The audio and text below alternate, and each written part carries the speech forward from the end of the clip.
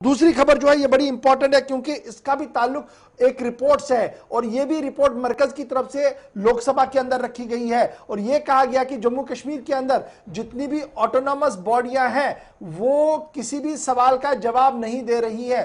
हम बहुत पहले से इस बात को कह रहे थे, असेंबली के अंदर भी इस बात का हंगामा हुआ था कि ऑटोनॉमस बॉडियां जो है इनका ऑडिट करवाया जाए। लेकिन अब खबर यह है कि लद्दाख ऑटोनॉमस हिल डेवलपमेंट काउंसिल करगिल हो या लेह हो, दो बड़े इदारे हैं जी। जम्मू कश्मीर के बाद लद्दाख अब अलहदा यूटी है, लेकिन सवाल जवाब देखेंगे इन दोनों इदारों को हजारों करोड़ रुपया मिला, लेकिन एक पैसे का भी हिसाब अकाउंट जो है सीएजी के पास नहीं गया। एक पैसे की जो डिटेल जो है वो आज तक नहीं आई सामने उस तरीके से जिस तरीके से हर डिपार्टमेंट के अंदर आ रही है। अब ऐसा क्यों हुआ, एक बड़ा सवाल है। अब ये सिर्फ हिल काउंसिल तक ही महदूद है या और भी कुछ है? तो कुल मिलाकर जब आप उस पूरी रिपोर्ट को देखेंगे और 8 ऐसी ऑटोनॉमस बॉडियां जम्मू कश्मीर के अंदर है जो मुकम्मल तौर पर नाकाम हुई है सबमिट करने में अपने रिपोर्ट को, यानी सालाना जो पैसा उन्हें दिया गया सरकार की तरफ से कि आप अपने डिपार्टमेंट को चलाइए, आपके लिए 100 करोड़ रुपया है और उस 100 करोड़ रुपए का हिसाब उन्हें रखना था।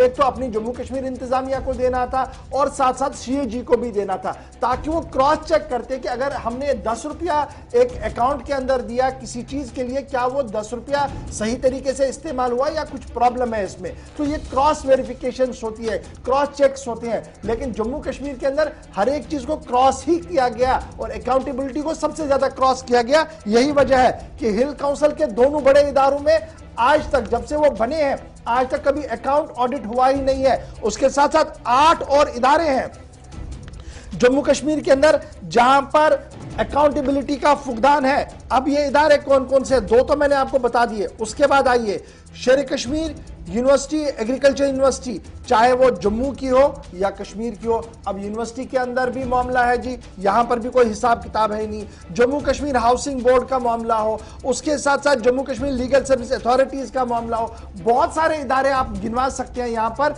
जिनके ऊपर सीएजी ने सवाल उठाए हैं और सीएजी का मानना है कि ये जो नॉन पीएसयूज है या पीएसयूज जो है ये किसी भी तरीके से 31 मार्च 2019 तक अपना रिकॉर्ड देने में नाकाम रही है। 19 तक, अभी 20 का आना बाकी है, 21 का आना बाकी है, 19 तक का भी हिसाब हमारे पास नहीं है। और 10 ऐसी ऑटोनॉमस बॉडियों का उन्होंने जिक्र किया है कि जो बुरी तरह से फेल हुई है हिसाब देने में। अब सीएजी अपनी रिपोर्ट में क्या कुछ कह रहा है, स्टेट लीगल सर्विस अथॉरिटी जो है उन्होंने जी सर्विस रिसीव किए हैं ग्रांट्स करोड़ों रुपए में साल 2018-19 में, लेकिन सबमिट जब अकाउंट करना था फॉर ऑडिट वो आया ही नहीं है। खादी एंड विलेज बोर्ड ने 23 करोड़ से ज्यादा रुपया ग्रांट लिया साल 2018 में 19 में, लेकिन डिटेल पिछले 4 साल से पेंडिंग है। खादी एंड विलेज बोर्ड आजकल चेयरमैन साहब भी है, वाइस चेयरमैन साहब भी है, लेकिन अकाउंटेबिलिटी फुकदान है। क्योंकि मैं नहीं कह रहा हूं, ये सीएजी की रिपोर्ट है जी।